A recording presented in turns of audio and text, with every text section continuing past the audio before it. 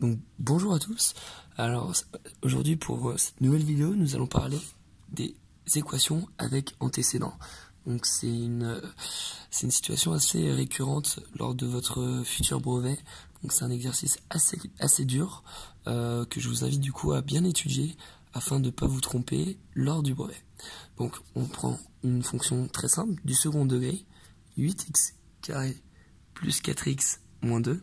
Donc second degré parce qu'on a du carré là. Et donc la question est, quels sont les antécédents de f de x lorsque l'image est égale à 2? Donc voilà, c'est une question qui il y a 80% de chances que vous allez tomber dessus. Il y a juste égal à qui va changer. Mais du coup, si vous savez faire la méthode, après il n'y aura aucun problème. Donc pour résoudre cela, on remet l'équation, donc 8x carré plus 4x moins 2. Et là, donc, quels sont les antécédents lorsque l'image est égale à 2? Ça veut dire que l'ensemble doit être égal à 2. Donc là, on a l'équation. On veut trouver en gros les x. Du coup, comme vous connaissez, on peut passer de l'un à l'autre. Donc le moins 2, on va le passer de l'autre côté. Ce qui fait que ça fait 8x carré plus 4x.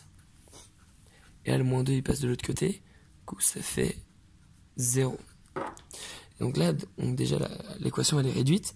Et maintenant, pour la technique, en fait, c'est de factoriser. Donc, on va mettre un x là. Hop. 8x plus 4 égale 0. Donc là, on a factorisé. Et pour vérifier si la factorisation est bonne, on fait juste 8x fois x, ça fait 8x carré. Et x fois 4, ça fait 4x. Donc c'est bon. Et après, la technique, c'est de savoir que quand une équation est égale à 0, les deux facteurs, un des deux facteurs doit être égal au moins à 0.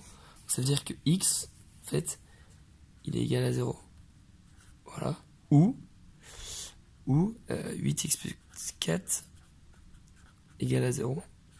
Ça, c'est une petite équation qu'on sait résoudre.